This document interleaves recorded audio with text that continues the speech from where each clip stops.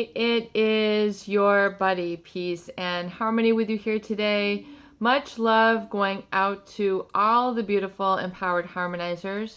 We are zooming in and focusing in a little bit more in depth in terms of understanding the role or development of codependency, or really even addiction, to as a result of an adjustment to a profoundly sick relationship, such as we see with a psychopath. And I think we're going to need to do a couple of videos on this topic because there's so much involved. And when we talk about relationship with a psychopath, it is to understand you are with someone who has a pathological sense of self-importance. The wiring of their brain shows a great inactivity in terms of the connection between the areas of their brain which connect with reward as well as judgment. Judgment regarding morality, things such as right or wrong, and an inactivity in the centers of the brain which are resultant to the emotions, the fear response, the amygdala, and a sort of disconnect with the areas of the brain that process and create the foundation of meaning as it relates to emotional content of words, places, people, things, events, and experiences. So there is a real disconnect between certain areas of the brain which are resulting in this, and then along with a neurochemistry which is highly sensitive to dopamine, which is the reward neurotransmitter or the feel-good reward hormone. So dopamine, which is elicited usually when you feel very rewarded, you feel, that you are doing the right thing, you feel fulfilled, you're getting what you want. That is what people might say, oh, that's a dopamine rush. Like you went to, like, let's say you love music and you went to like an incredible concert, and you saw your world favorite band, the Rolling Stones, the Who, whoever your, ultimate band is, and you were like on fire, you were screaming, you were like, this is incredible. Michael Jackson, maybe you're seeing a fantastic basketball game, a fantastic football game, and you're like, oh my God, this is the shit. Like, I am on fire. Like, so you'd be having a real dopamine response. And then everything would be on all cylinders, and you'd be like so elated, so ecstatic, you'd be like out of your mind. You're like, this is awesome. So when you think about those experiences that you've had before, that you were like on top of the world, that if you can kind of understand that is like what dopamine is, it's a fulfillment. You're like, this is awesome. So a psychopath has a high sensitivity to dopamine. So where it's thought that they have a 5 times sensitivity to the dopamine response. So when they want something, they're going to get it. No matter what it takes, no matter what it entails, they're just going to do it. And they don't feel bad about it because there's also simultaneously a disconnect to the centers of the brain which are involved in judgment, which are involved in reasoning of right or wrong. And then also there's an inactivity, so there's a lack of conscience. When you think about conscience, it is to understand when you say, you know what, that's not a good idea, that would be low integrity, that would be cheating. You get that gut in your feeling. You do have neurons, absolutely. So the brain, the very interesting, the cells in the brain are called neurons. There's also been found to have neurons in your solar plexus. So like in your gut, you have neurons as well. So you actually have, these thinking, feeling, deciding cells in your gut, which is so interesting. A lot of people think, oh, you only think with your mind. You actually have neurons in your solar plexus in your gut. So when you get that feeling like, that's not a good idea, in your gut, those are your neurons. When you get the feeling, I'm excited, I have butterflies in my stomach, that is the positivity of your neurons kind of fluttering around and dancing around. So the psychopath, they do not have a conscience. So when you go, that's not a good idea. Like, we shouldn't, do that. We should not rob that bank. We should not, take that person's items. We shouldn't steal the car. Like, we shouldn't vent. Like, that's your set of right or wrong. That is your consciousness. When you go, nope. The psychopath does not have that. Now they learn to modify it as or adjust it or conceal it as time goes on, but they do not have that. So they only learn by observing. So they don't have that stopgap, and they also don't have that amygdala and then the centers of the brain which connect to have emotional connection to the emotional content of things like love, compassion, empathy, freedom, the sounds of music, whether something is sentimental and you're like, oh my God, that's such a beautiful song, or like the romantic thing or the sentimental nostalgic thing. They don't have that experience. They hear the music, or they hear the words, but not the music. They see the flag, but they see material. They don't see what stars and stripes or whatever your national flag is means or what it represents. They don't have abstract experiences in that same way. They have a very much different experience of life, and or likewise, if you were to see someone who studies have been shown this, and they've studied the reactions of those people who are psychopathic to grave, horrific scenes or accidents, or like, people fighting, and where most people would be like, oh my God, stop, that's horrible. You have a sense of humanity.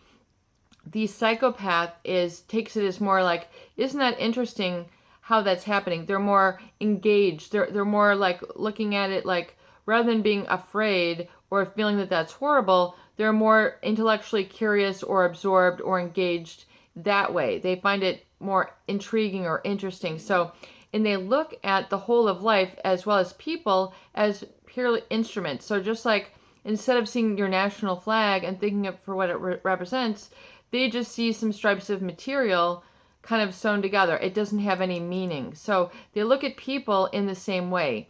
They're not looked at as people. They're just looked at as instruments, or just like the fabric of a flag. They're not a living, breathing, sort of feeling human beings. So they don't see people in the same way, which is absolutely shocking.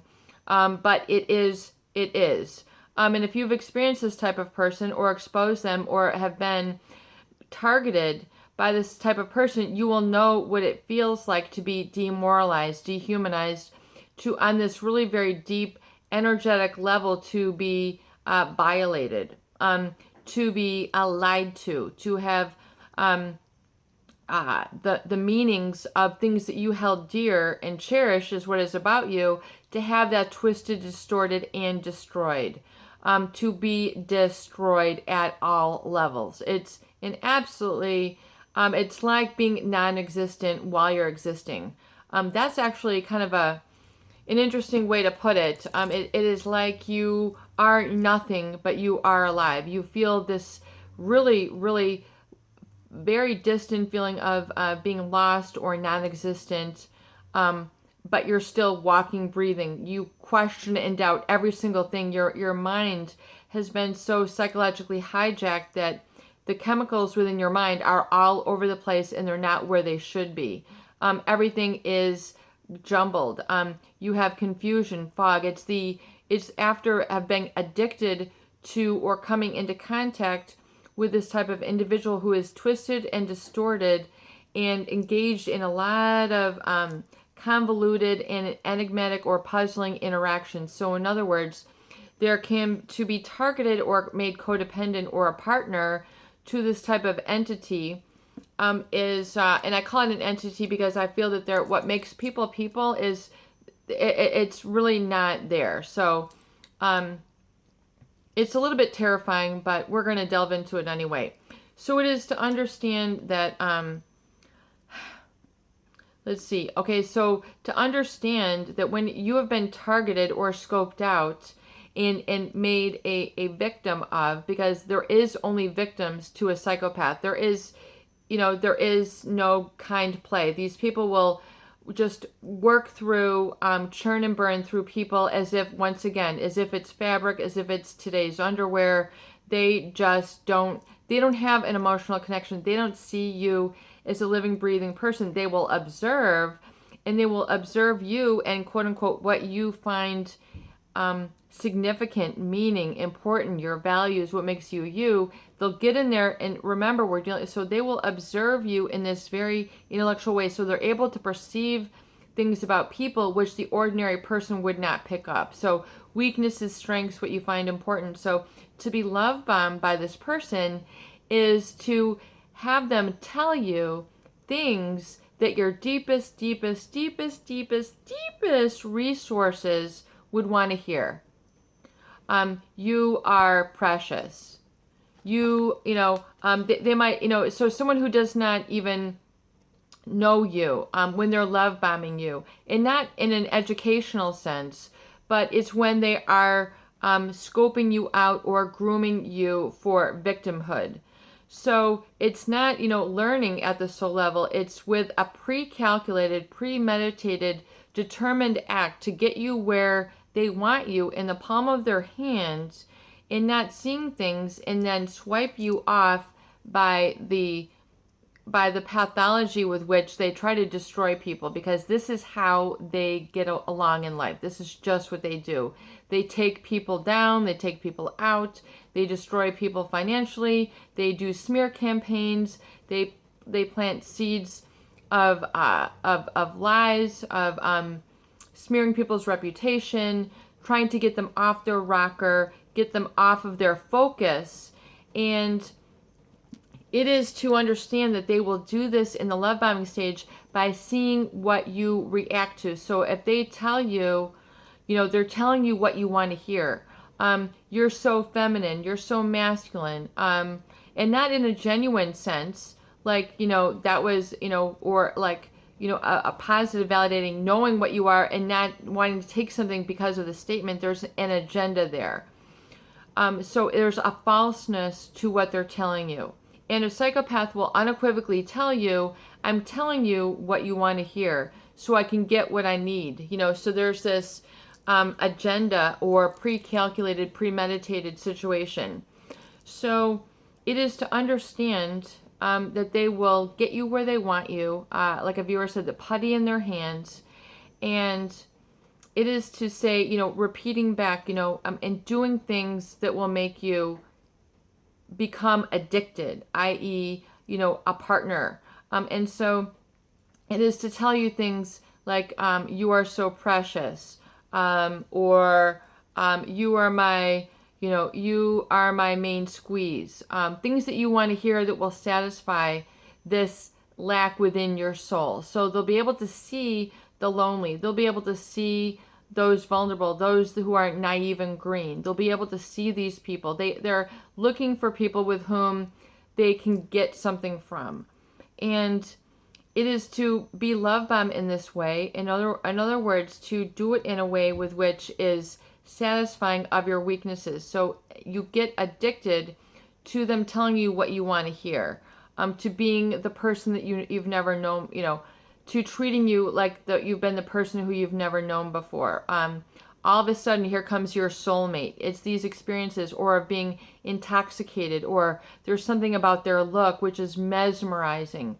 So you feel this mesmerizing, this oceanic, all that, it's this energy, I would say oftentimes is really very much, as a psychopath has said, it's like they're pushing it out of their body. So there's an energy that they, by virtue of this type of person who is psychopathic, can put out this energy which is kind of engulfing. It gets you to kind of drop everything and do then the whatever they command. So it's not an empowering thing. It seems empowering in the love bombing stage, but it is not the authentic you, the real you, and a real them that they are speaking from. It's from a very, very empty, it's not even insecure, but it's a vapid sort of destructive place, which is wrought with destruction, destroying, taking you out at all levels. So to be scoped out and targeted by a psychopath is to be told intermittently a few little things to get you to be their partner. So it's this feeling, once they've got you hooked and addicted to their personality is really where your personality begins to go down. So it's almost like a pool. Their pool is all the way filled up, yours is slowly going down, but you think it's filling up. So it's very much an energetic exchange where you're addicted, you're captivated. There are certain puzzling and enigmatic things that a psychopath will do, and reactions with which they don't have, which most people find fascinating. So there can oftentimes be this fascination with them, and most people would say, there's something about the way you reacted. Like, most people would be really like upset right now and you're not upset. Most people would be a little anxious right now, or like, doing something about it and you're not upset. Like, what's up with that? So people might acknowledge these certain things and then become kind of like fascinated. Wow, you're not moved by what most people would be moved by. And then they then interpret this as this strength, and that this strength will then complement their weakness. So along with those intermittent positivity things, opening the door for you, filling up your gas tank, buying you a little gift with which you think is so special. No one else would ever do this for me. No one else would ever buy me a set of earplugs for my phone. No one else would ever get me a bagel with cream cheese. No one else would ever get the door for me. No one else would ever do or dress like this for me. No one else would ever, play with me like this on an intimate level. All these different things which then you assign to this person is so special. Who would ever, make me a bran muffin? So you have these feelings that, oh, there's this endearing quality about them. And then the fact that they then also might say very strange oddity things out of the blue, just randomly, which you're not meant to kind of communicate with. You just are kind of baffled by, or like a deer in a headlight, you go, what the hell does that mean? And then you're truncated, but you're then becoming addicted, like you don't know what it is, but you want to hear more. And even though as you do that, you're becoming more confined in their personality. So it's not setting you free. It's actually, you're entering the trap. You're entering the black hole, if you will. You're entering into the psychopathic bond, where they see that you are distracted, coming off of your foundation, eroding or violating your values. I shouldn't do that. I should be doing my work. I shouldn't be doing this. I should be taking care of my kids. I shouldn't be doing this. This is my 401k. I should not be liquidating this. This is my business. I should not be giving you my information. But it's almost like this zombie, like, here you go. People call it being very intoxicated, being fire hosed, being so sort of enthralled. Psychologists and researchers have also described it as being overwhelmed or an energy drain. People describe it as being fire hosed. So in different situations, the feeling is described. So there's a very different energetic vibration which takes place in the relationship. And to the unlearned, that they interpret this as a positivity. So they think it's like a positive relationship. But the psychopath, because they're so good at reading people, because they're so good at giving people the intermittent little rewards that they need, and then yet doing all sorts of things behind their back which they would never assume that they would do to them, because they bought me the chocolates, they opened up the door, they did this and this to me intimately. They don't see the forest for the trees. All they see is and then satisfying of the addiction, or the satisfying of this sort of fearful yet intrigued state where you're violating your values. Well, this is kind of exciting. You begin to assign certain meanings to it, yet what you're doing is you're becoming addicted to a violation, a self-violation. Your natural inherent thought patterns, self-preservation, are disengaged. Your reasoning is disengaged. Your emotional attachment to things that are healthy, nostalgic, what make you you, your true identity is being disengaged. It's being shut down. It's being made null and void. It's being eroded. It's being erased. It's being negated. It's basically being dissolved by this person. But it's a very pre-calculated and premeditated. In other words, to see you come out of the fog is like, yep, I got this one. To see you devastated financially, oh, that's okay. To say, oh, you wrecked my business, yep, that was mine. So remember that dopamine response. When somebody wants something, they're going to get it. So remember, you're dealing with someone who's got some wiring and firing, which is not your average Joe, your typical Sally. There is something else going on there. And your gut would have told you that, but yet you disengaged the gut for the sacrifice of something else. So there was a role that you had to play in this, and then you get in too deep where you're like, oh my God, like I can't focus on my kids. I can't focus on my job. I can't focus on paying my bills. I can't focus on what I need to eat. I don't have any interests. I don't have any self. So there's this feeling of being very disconnected, disengaged, depersonalized, having a sense of unreality, ruminating thoughts. You can't stop thinking about them. This is the effect of addiction. So it's like a really bad drug. You hear nowadays Oxycontin, heroin, methadone, meth, whatever it is these people are taking, and these people are on an OD. It's really like a very bad drug. It's like, but you don't know that it's a drug. It's like being on a very bad drug and you're like, I need to get this out of my system. So there's really a detox and a toning that needs to take place to release you from this past and open up your future. So to be a codependent is really kind of like you absolve yourself, you sacrifice yourself in entirety for what you had thought was a greater good for yourself. But it is to understand that this person had scoped, targeted, and focused and conned you and put on a persona to specifically tailor and specifically fit to what you thought you needed or wanted in that space, and then opened up all your weaknesses, went in, put you back together, and it's like, see, you're an empty this, you're an empty ragdoll, see, you're weak. I mean, it's the ultimate betrayal, it's the ultimate self-betrayal, and it will almost make people sick for several weeks or months when they have felt this and engaged in this. It's like, being laughed at for who you are, but it's where they've really gone in and sort of, disassembled you in all your different parts and saying, you'll never put this together again. It's part of the addiction where then you feel that this person is this, that, and the other thing, and that you need them, to think, to work, to have a family. It's you're no longer the whole respected person in that positive space. You've been, respectfully disrespected, as a psychopath has once stated.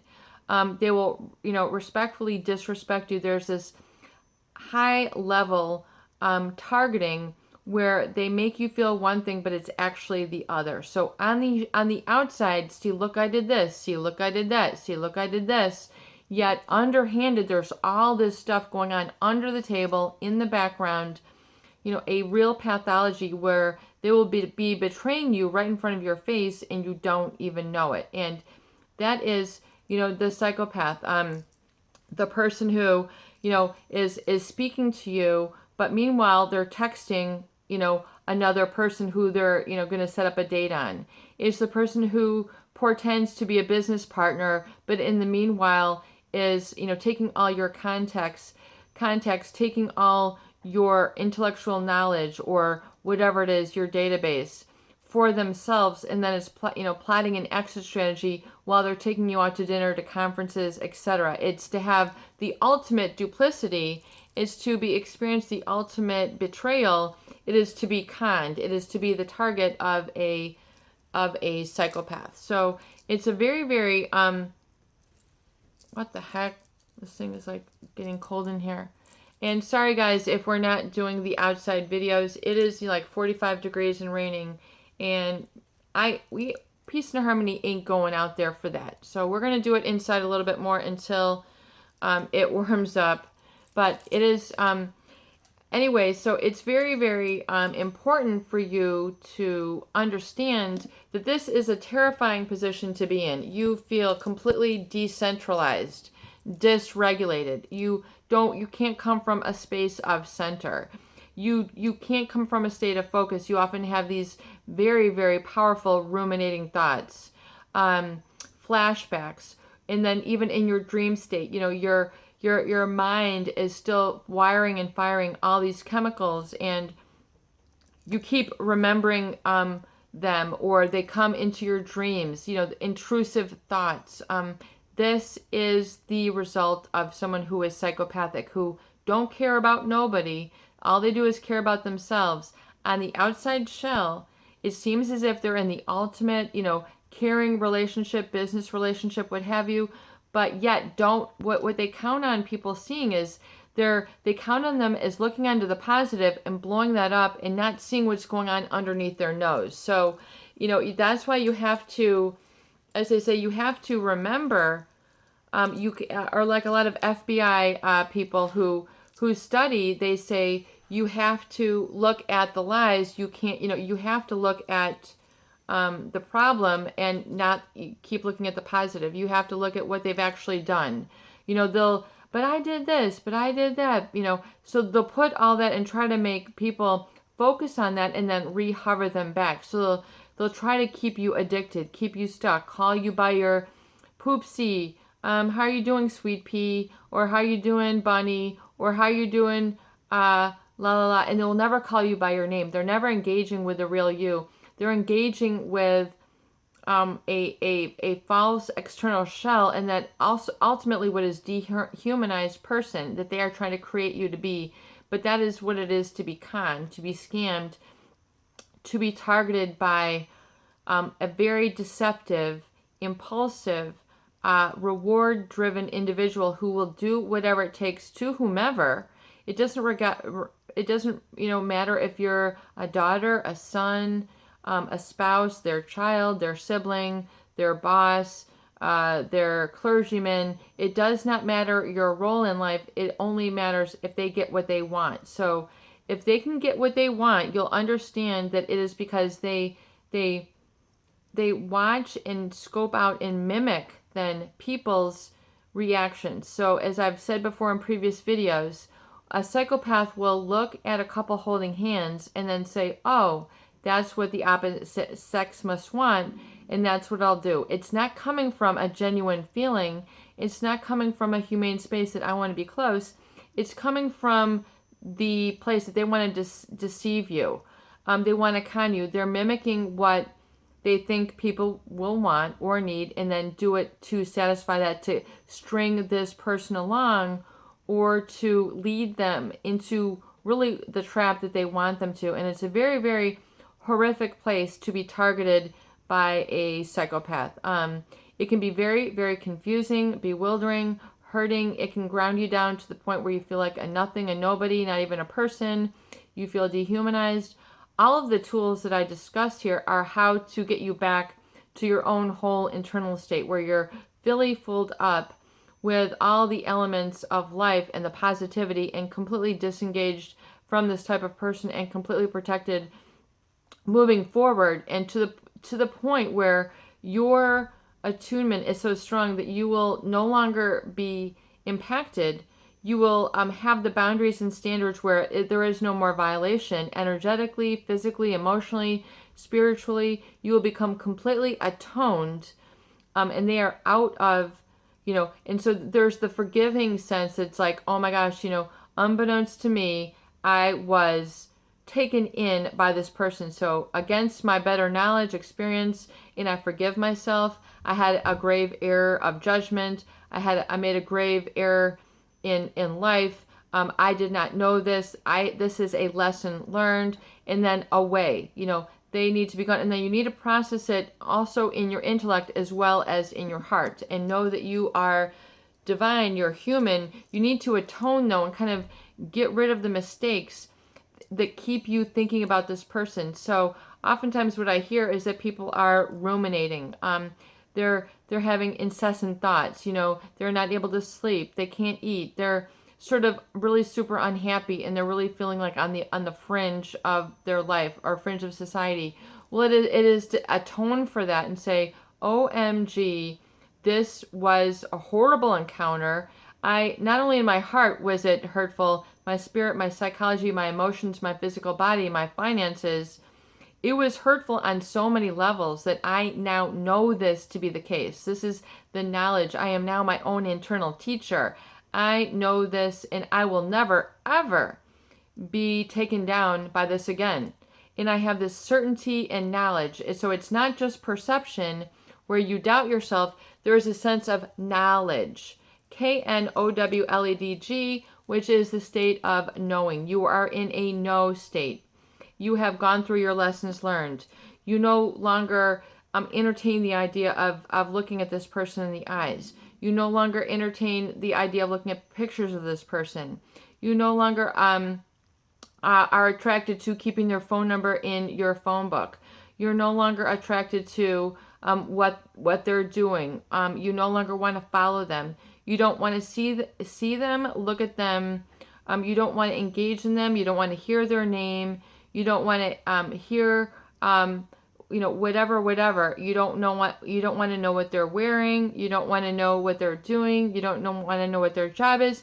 You are no longer engaged or attracted or need this in your life. It's a knowledge state where you're completely atoned in that personal space within your own life that, you no longer want to encounter this. So it's like having a predator come into your life, try to ravage it and say, yeah, you know what? I don't want to be destroyed anymore. That ain't coming in. So again, an analogy, if you were to have, a tornado coming into your house and destroying it, would you want to welcome the tornado back? Or would you want to say, if you could say no, tornado, don't come in. I don't even want to look at pictures of tornadoes anymore. I'm so traumatized. I don't want to hear their winds. I don't want to feel their force. I don't want to see how it has uprooted trees, homes, killed people, demolished, and taken cars and thrown them for miles away. I don't even want to study that. I don't want to be part of a tornado. So it's to understand that you don't want to be part of this destructive force, and you're no longer attracted to it because you know what it is. So it's to completely not want to follow up with, especially feeding your mind with images of them, looking at pictures, looking at phone numbers, looking at posts online, what they're doing. You no longer feel a need to follow them because you know what is destructive, and then you also know what is constructive. So you now know the difference. You have an atonement in your life, and then you're free to then go surround yourself with people who are in a positive love state. So they don't need to intimidate, fear,